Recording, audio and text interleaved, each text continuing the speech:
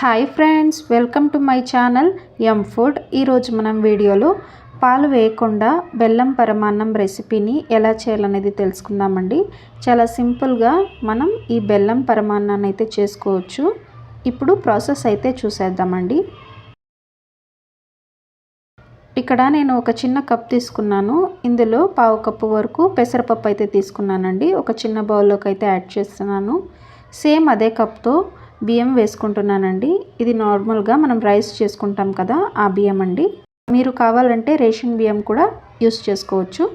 ఇక్కడ నేను 2 బౌల్స్లో ఈ విధంగా వేసుకున్నాను. నీట్గా వాష్ చేసుకొని పెట్టుకోండి వాటిని. ఇప్పుడు స్టవ్ మీద ఒక గిన్నె అనేది పెట్టుకొని అందులోకి నేను 6 కప్ వరకు వాటర్ అయితే వేసుకుంటున్నాను.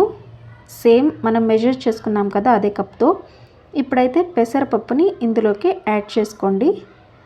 పెసరపప్పు వేసుకున్న తర్వాత ఒక 5 to 10 మినిట్స్ వరకు ఉడికించుకోండి. మనకి పెసరపప్పు అనేది పూర్తిగా ఉడకాల్సిన అవసరం లేదండి. హాఫ్ కుక్ అయితే సరిపోతుంది మనకి. ఇప్పుడు కొద్దిసేపు ఉడకనిద్దాం.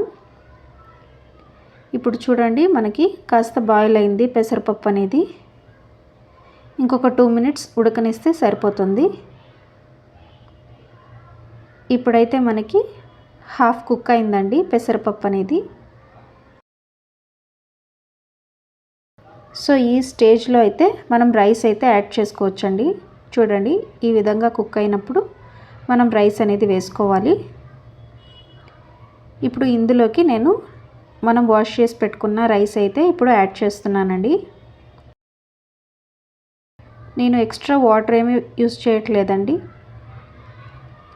ఈ రైస్ మొత్తాన్ని వేసుకున్న తర్వాత మిక్స్ చేసుకొని సాఫ్ట్గా ఉడకబెట్టుకోండి.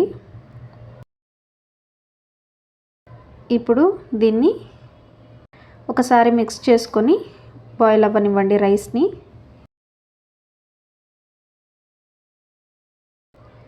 ఇంకాస్త కుక్ అయితే సరిపోతుందండి. ఇంకొద్దిసేపు అయితే బాయిల్ అవ్వనివ్వండి. పెసరపప్పు అనేది మనకి కంప్లీట్గా ఉడికిపోయిందండి. ఇప్పుడు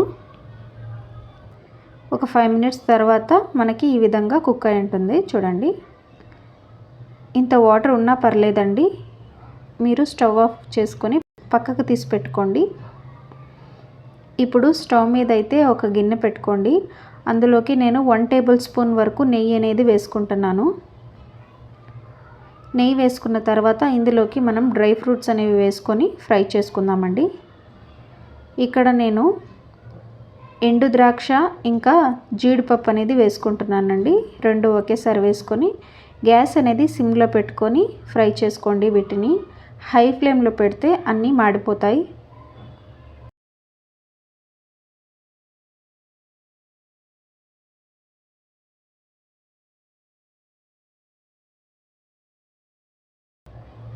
ఇప్పుడైతే ఇవి ఫ్రై అయిపోయాయండి. ఒక ప్లేట్లోకి అయితే తీసి పక్కకు పెట్టుకుందాం. ఇప్పుడు అదే గిన్నెలో నేను 1 కప్పు వరకు బెల్లం అయితే యాడ్ చేస్తున్నానండి. ఈ బెల్లంలోకి మీరు కావాలంటే కాస్త వాటర్ అనేది వేసుకోవచ్చు. ఇక్కడ నేను నీళ్లు పోసుకోకుండా బెల్లం కరిగించుకుంటున్నానండి. ఈ బెల్లం అనేది పూర్తిగా కరిగిన తర్వాత ఇందులోకి మనం ఫ్రై చేసి పెట్టుకున్న డ్రై ఫ్రూట్స్ అయితే వేసుకుందామండి. ఇప్పుడు బెల్లం కరిగిపోయింది పూర్తిగా. డ్రై ఫ్రూట్స్ అయితే వేసుకుంటున్నాను. మొత్తం ఒకసారి మిక్స్ చేసుకొని స్టవ్ ఆఫ్ చేసుకోండి ఈ స్టేజ్లో. ఇప్పుడు రైస్లోకి మనం ఈ బెల్లం పాకాన్ని వేసుకుందాం. యాడ్ చేసుకోండి. ఇది వేసుకున్న తర్వాత ఒకసారి అంతా మిక్స్ అయ్యేలాగైతే మిక్స్ చేసుకోండి. ఇందులో నీళ్లు ఉండడం వల్ల నేను బెల్లం పాకంలో అయితే నీళ్ళు అనేది వేసుకోలేదండి. ఇప్పుడు అంతా మిక్స్ చేసుకోండి.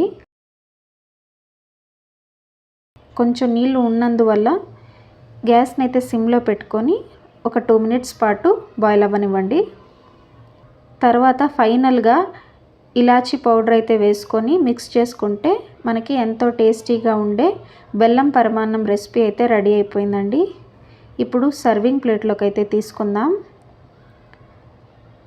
ఎంతో టేస్టీగా ఉండే బెల్లం పరమాన్నం రెసిపీ అయితే రెడీ అయిపోయింది.